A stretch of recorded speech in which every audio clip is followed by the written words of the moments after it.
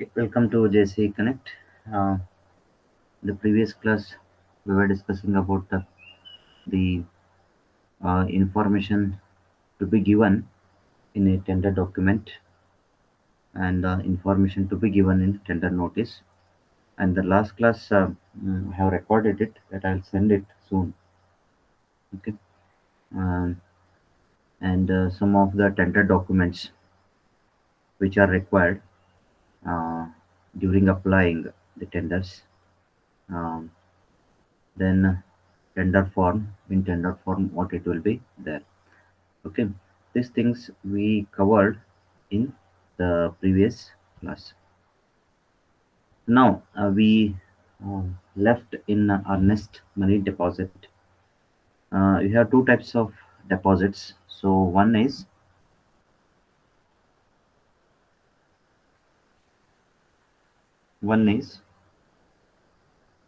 we can call it as normally EMD, and one more is security and and security deposit. Okay, so you'll come to know this explanation is also there in the next slide. Okay, normally this EMD will be very less, and the security deposit it will be more. Okay, so roughly it will be around 1 to 2%, but this will be roughly 5 to 10%. Okay, see, it is the amount of money to be deposited along with the tender document to the department by the contractor. Okay, for quoting the tender, remember, it's very important.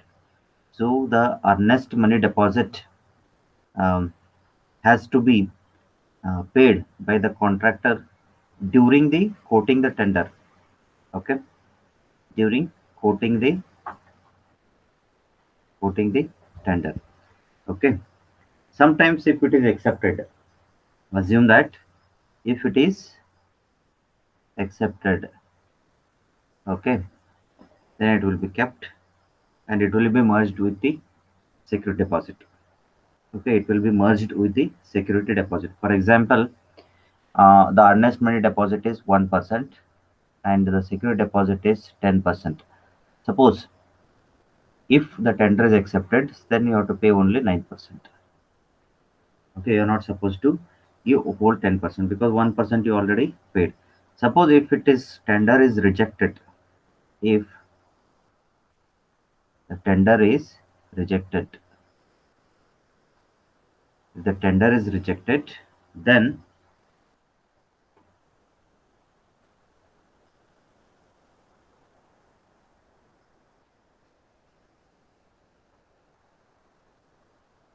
the money of this earnest money deposit will be given back.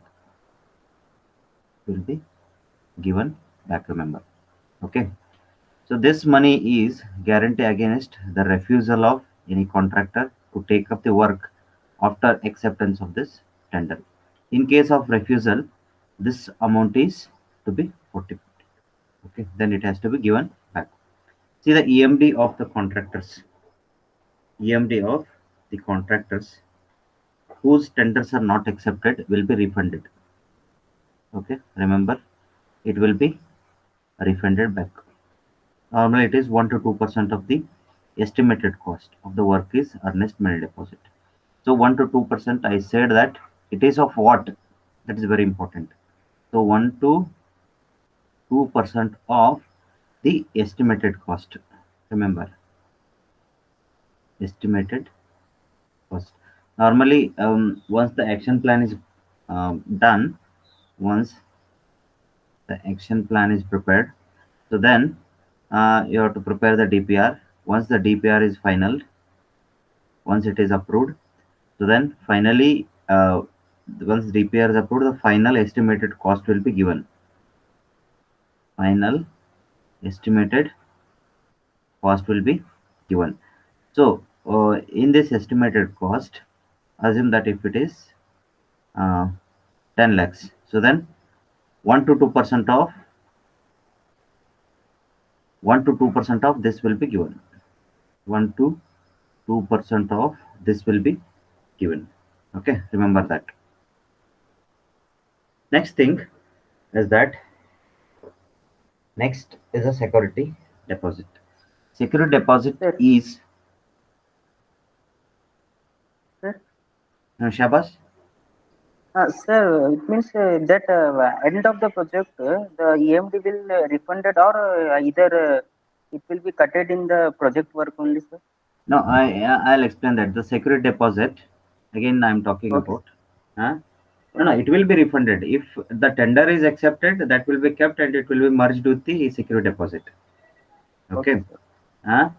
Suppose if it is Okay, sir. not accepted, okay, then the because tender is not accepted, no, then the fund will be given Okay, back. sir. That whatever the earnest money deposit will be there, so that will be given Okay, back because it is for the only quoting the tenders. Remember, it is the quoting the okay, sir. tenders, but the security deposit is after acceptance of the tender. Because what Okay, will sir. happen is that if you allow the people to freely apply, so normally everybody will apply. Okay, anyhow it is free, we can apply it to avoid Okay, sir. the maximum number of the contestants in the quoting the tender. So normally they will keep some fees for only quoting the tender. The earnest money deposit is for only quoting the tender. Remember. Okay. Okay, sir. Mm. Then security deposit is the amount of contractor has to deposit with the owner before awarding the work after his tender is accepted. This is very important. Okay, Okay, before awarding the work and after his tender is accepted. But the previous one, EMD, it is even before even means before applying the tenders, or once you are applying it, once you are applying along with that you have to deposit. Remember, once okay, you are applying along with that you have to give that EMD.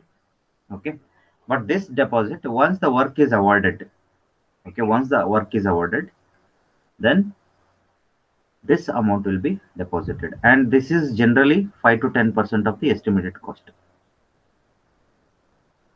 and it is inclusive of the EMD already deposited by the contractor along with the tender. See, I said that, okay, given previously. So if it is 1%, if he has quoted for the tender, if it is accepted as a EMD, so then if it is assume that security deposit is 10%, okay, then if the tender is accepted, so then you have to pay only 9. You have to pay only 9% because that EMD will be merged with the security deposit. Okay. Then why that is less and this is more? See, in the previous earnest money deposit, to avoid the maximum number of the applicants, or what will happen is if you give it freely for applying, so what will happen is that normally everybody will apply. Scrutinizing the application itself is very difficult. Okay, if you keep it for some amount, okay, normally what will happen is that those who will well qualified or whoever is eligible, that people only apply for that tender. But once the tender is accepted, the security deposit will be more. Why? Because the responsibility is going on increasing. Okay, the responsibility will be go on increasing. Okay, suppose once he has accepted, suppose he will see that the sometimes he this estimated cost is very less for me, so he cannot escape. Okay, and he has to complete the project. That is the thing. So suppose if once it is accepted by the from the government, suppose the contractor does not want to continue it, but that time the 5 to 10% tender estimated cost will not be given back. Remember, okay, even during the execution of the work, okay, if any deviation is going to happen, with the quality as well as the quantity aspects. Quality,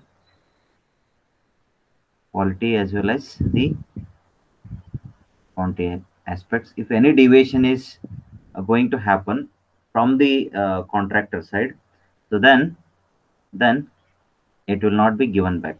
Remember, suppose if quality, if you want to maintain M40 instead of M40, if you maintain M30, okay, so then you are deviated with the estimated cost or the quality of the work, so then it will not be given back. Remember, sometimes uh, after 6 months of the complete execution of the work, it will be given back, but in some of the cases, even completion of the maintenance period, it won't be given back. So maintenance period will be there.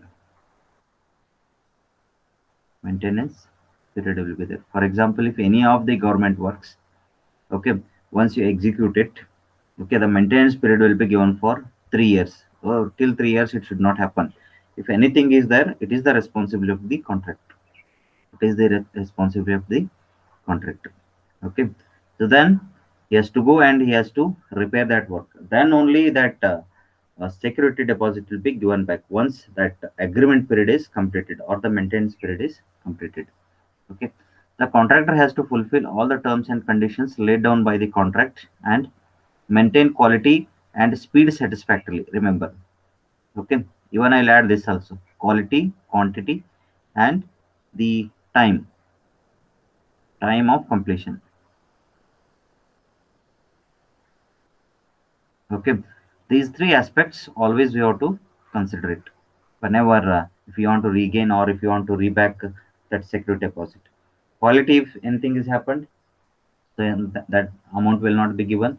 If the quantity, if anything is there, then it will not be given back.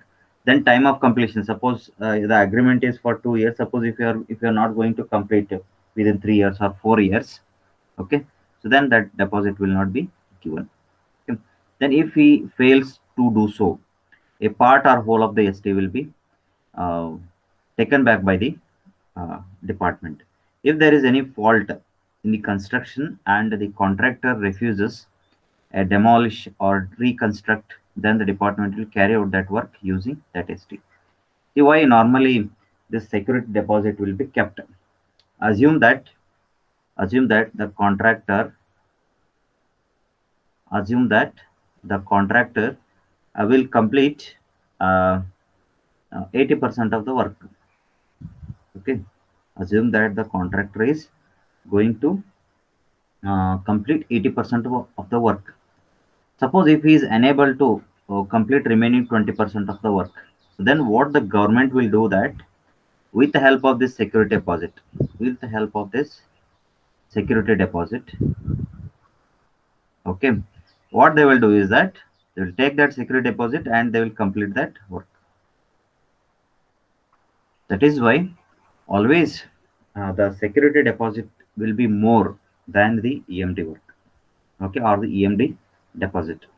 Okay, if anything is happened or if any deviation is happened, if in terms of quality aspect, if anything is happened, or in terms of quantity aspects, if anything is happened, for example, if you want to repair after 1 years, so then the money whatever uh, kept in the security deposit will be used by the government departments.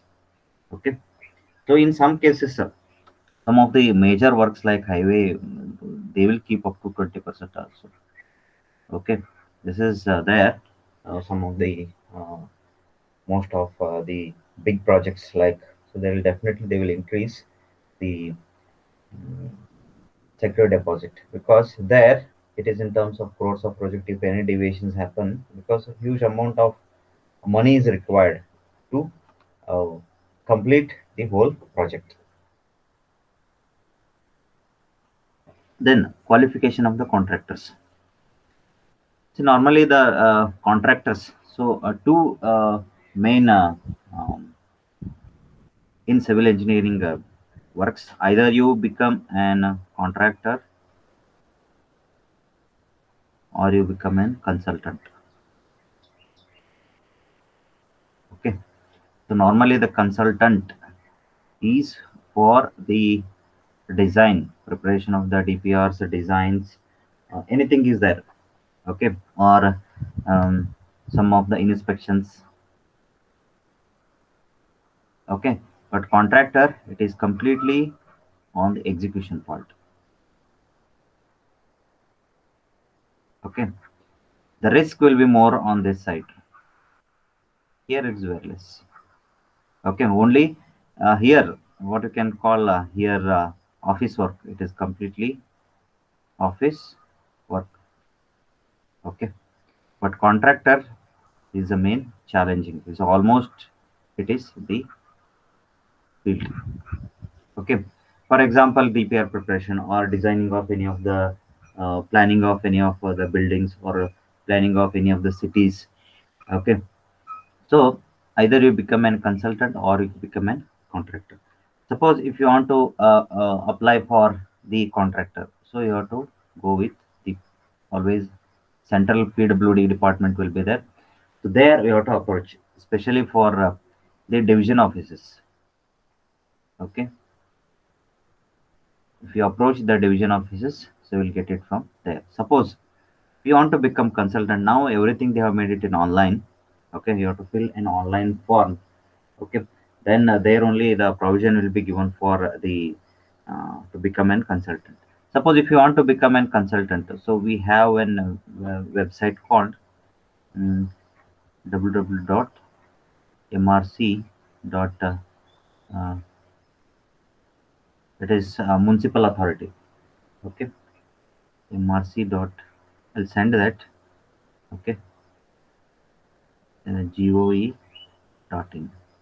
Okay, um, if you open this, if you open this, I'll tell you exactly what it is.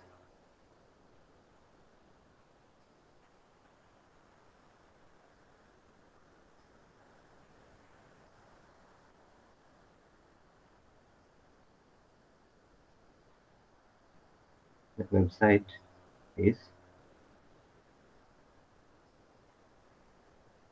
that is www.mrc.goe.in. Okay, mrc dot. So there, um, bar bar en bar online applications.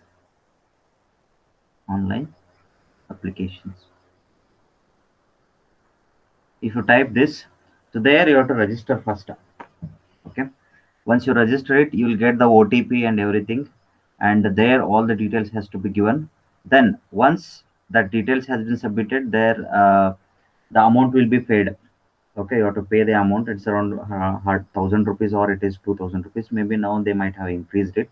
Maybe it is less than 2,000 rupees. Then that application you have to give it in municipal corporations, any municipal, especially city municipal corporations. So their own sections will be there, that their form you have to give and you have to submit, and they will verify it once. Okay, so whenever you are giving it, just go with your qualification details and the PAN number and everything. So there they will verify it, and that day they will give you the consultant certificate with the number. Also, it will be given. Proper number will be given. So then, with that number, you can become an consultant. Okay, consultant engineer or whatever it is that it will be there. But the major qualifications is uh, above diploma level, diploma B. Minimum diploma is required for to become a consultant. But contractor about 10th. Even if you qualified above 10th also, you can become the contractors. Okay, but now the things are changing. Okay, now the things are changing. Okay, um, the qualification of the contractors, maybe in the next 1 or 2 years, the scrutiny has been made and it has been already submitted to the government. The government is thinking to implement the minimum qualification. It should be an engineering level. Want to become a contractor, so definitely it will come in 1 or 2 years definitely. Okay, so the contractor must get self himself registered in the departments or the government contractor for which as interested to take up the work. And if you apply for contracting work, remember that first class 1 will not be given. So it will really they will class 3, class 2, then class 1 based on your experiences and based on your work done certificates. Suppose if you complete around 1 course of work or 2 course of work, so then it will be slowly they will make up for class 1 contractors. The government contractors are entitled to do government jobs if awarded. Okay, contractors are classified according to the registration and registration fees, and depending on they can take undertake the work upon certain amount. So to get the contractor to registered under certain class, he has to apply to the competent authority. So I already explained whom you have to consult it for the to become an contractor or the consultant. Okay. Then so the application should contain the following documents. So current income tax certificate, work certificate for all the works performed during the last 3 years and those in progress. So solvent certificate for an appropriate. Of course, these are now uh, that much not required. So if you have an academic certificates, um, and if you have the special related to the income, how much income you have, so income tax returns you have, whether you have a government employee or whether you are working in private in other companies, that has to be checked properly. Okay, then attested copies of the deed partnership or power of attorney or stamp paper if needed. Then undertaking of employment of the class 1 as class 2 staff. So application duplicate with all documents. So attested photos with all the partners if any. Of course, this is required to become an um, mm, uh, some class 2, class 3 contractors. Okay, for consultants, these are not required actually. Okay, so if you want to become a contractor, a little bit uh, procedure is difficult than the to become a consultant. So refund deposits, the money is deposited under the concerned head account. Okay, this will be refunded to the contractors within 6 months after the completion of work, after satisfying the rectification or defects if any. Okay, then opening of the tenders. I already explained that. So how exactly it will be opened and what level it will be opened in the previous class. So all the tenders should be sealed and submitted to the respective officer before the time and the date is mentioned in the tender notice. All the described date, time and place, all the received tenders will be opened in the presence of intending tenders or to the authorized agents. Okay, so committee will be formed. I already said that committee will be there. In front of that committee only we have to submit it. The rates quoted by the various tenders shall be read out by the officer. Okay, whatever the rates will be there, it will be read out by the officer. Okay, then the scrutiny of the tender has to happen. So after the tender have been opened, a comparative statement is prepared. This is very important. Comparative statement is prepared in the office of the tender opening authority and signed by him. Okay, then compare the rates of various tenders in the respect each again at the estimated cost. Now, this everything is happening in online. Okay, everything is happening in online. So verify whether the contractor has agreed to all the uh, tender conditions or not. Okay, this acceptance of the tender and the contract documents. Okay, and the classification of the contracts. This we will discuss in the next class. Okay. Okay, sir.